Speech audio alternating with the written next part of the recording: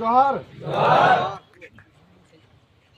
आप सबने social media के माध्यम से यहाँ प्रत्यक्ष रूप से सब कुछ देखा है और उसके बाद में उदयपुर के अलग अलग कोनों से, गोलंबर के अलग अलग कोनों से, प्रतापगढ़ के अलग अलग कोनों से और डूंगरपुर के अलग अलग क्षेत्र से तमाम जो साथी आज समर्थन करने आए हैं उनका मैं हृदय की गहराई से बहुत बहुत धन्यवाद करता हूं। साथियों, आज एक आदिवासी विधेयक इस सरकार में सुरक्षित नहीं है, तब हम ये कह सकते हैं कि यहाँ की जनता, यहाँ का आदिवासी कैसे सुरक्षित महसूस कर पाएगा। आप सबको मैं बताना चाह रहा हूँ कि पिछले दिनों एक ऑडियो वायरल हुआ था और ये कहा जाता है कि इन बाप के जो नेता हैं इनको मारो, इनके घर जला दो। उसके बाद निरंतर आदिवासियों के साथ अत्याचार बढ़ता जा रहा है। उसके बाद से अलग अलग तरीके की साजिशें रची जा रही है। उसके बाद से आदिवासी को अपमानित किया जा रहा है। मैं क्षेत्र का विधायक होने के नाते मेरी विधानसभा के अंदर जो कार्यक्रम होता है बकायदा कार्ड रिपोर्ट के पीछे चिपका रखा है। यह प्रशासन को बता रखा है, यह अंधी गूंगी बहरी सरकार को बता रखा है।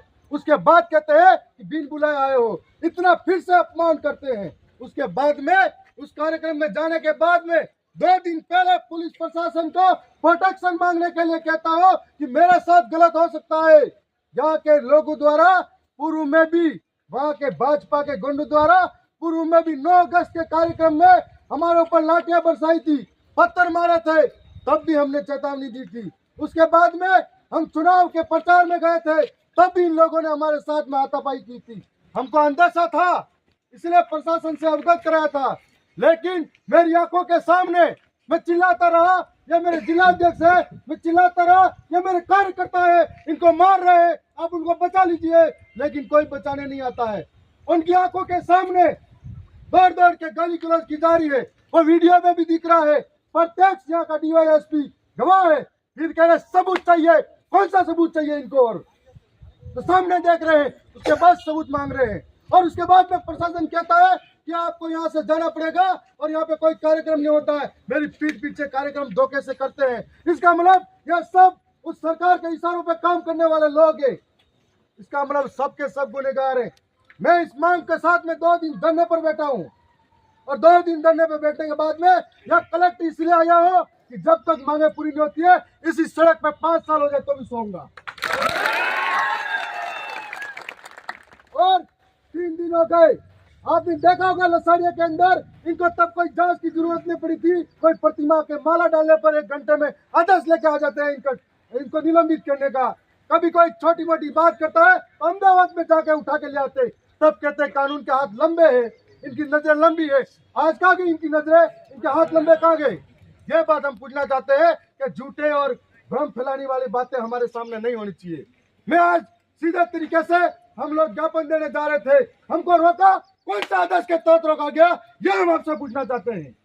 आज ज्ञापन देने के लिए आए हैं, मैं नहीं जाऊंगा यहाँ से आगे, लेकिन हमको रोका तो किस आदेश के तहत रोका?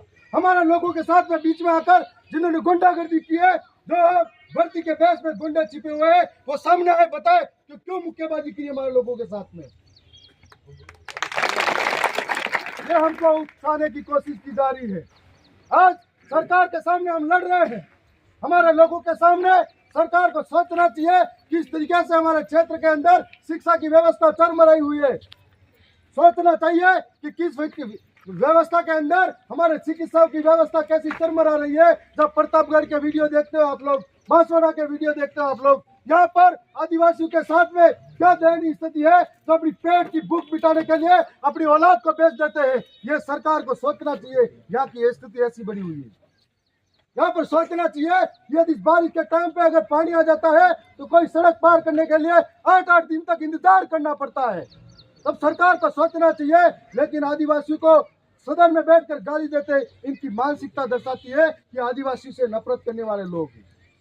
और आज इनको हजम नहीं हो रहा है कि एक आदिवासी विधायक जीत कर जाता है, जब संविधान की बात करता है, हक अधिकार की बात करता है, 5वीं अनुसूची की बात करता है, शिक्षा की बात करता है, तब उनको हजम नहीं होती है।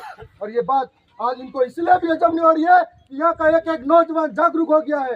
यहाँ का एक एक नौजवान एक एक वोट की कीमत पूछता है। यहाँ का एक एक नौजवान सरकार से हिसाब मांगता है। यहाँ का एक एक नौजवान सरकार से लड़ने के लिए तैयार बैठा है। तब इनको हजम नहीं हो रहा है, तब रोज षड्यंत्र हो रहे हैं और रोज इस तरह से अपमानित करने वाले काम हो रहे हैं।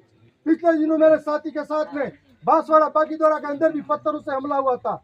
मैं यह पूछना चाहता हूं कि अगर मेरे विधानसभा में मैं सुरक्षित नहीं हो तो इन गुंडों से मेरी जनता कैसे सुरक्षित हो सकती है। आज मैं यही मांग कर रहा हूं कि आपने झूठा दिखावा कर लिया कि 2 जनों को पकड़ के लाए, उनके मेहमान ही जैसे खाना बाहर से ला के दे रहे हो, उनके मेहमान बना के लाए हो, जैसे थाने के अंदर मोबाइल चलवा रहे हो, तो कौन सी सजा दे रहे हो? हमको बेवकूफ बनाते हो। मेरा अपमान नहीं किया है, दरियावत की 2.5 लाख जनता का अपमान किया है और ये बदला लेने के लिए हम बैठे हैं। जितने भी लोग इसमें शामिल हैं वो सस्पेंड नहीं होते हैं।